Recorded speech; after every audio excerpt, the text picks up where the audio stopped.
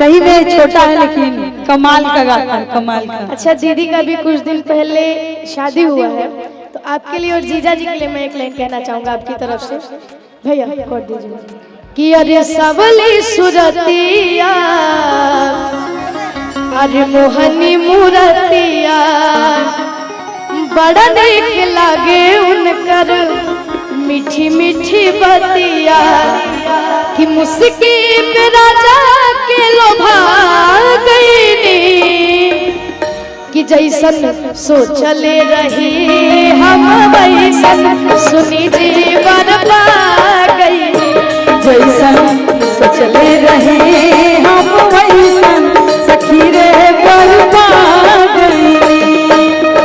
सबल सुरतिया मोहनी मूरतिया, बड़ा नीक लागे उनकर मीठी मीठी बतिया, मुस्की पे राजा के लोभा गईनी, मुस्की पे राजा के लोभा गईनी, जैसन सोचले रहे हम वैसन सखी रे बरपा गईनी। जैसन सोचले रहे हम वैसन सखी रे बरपा गईनी।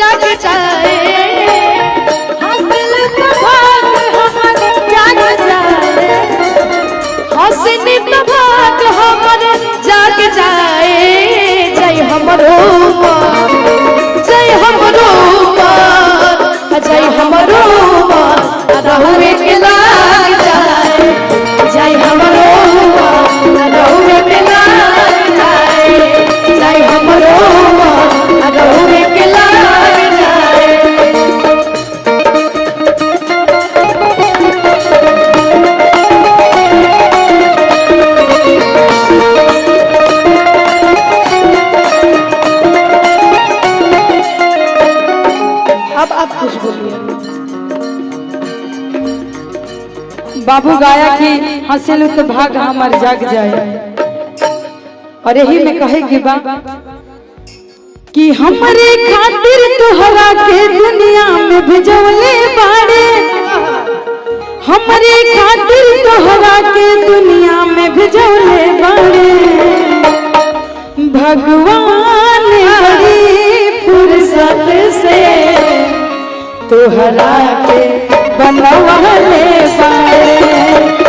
भगवान बड़ी फुर्सत से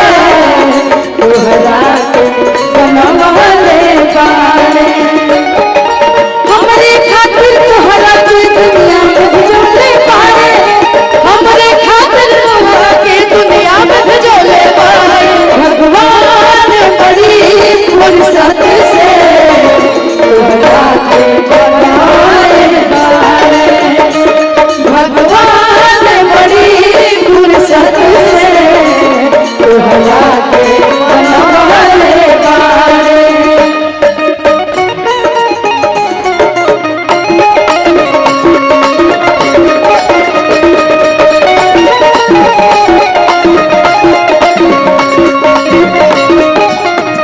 जैसन सोचले रहने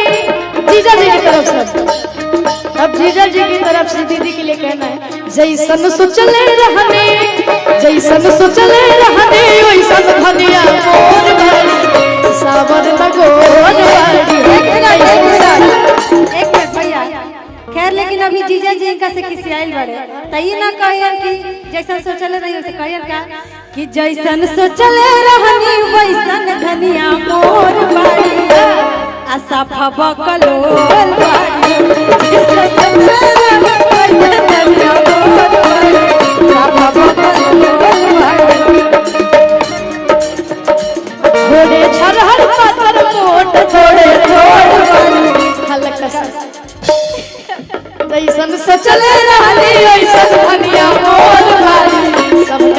जोर बा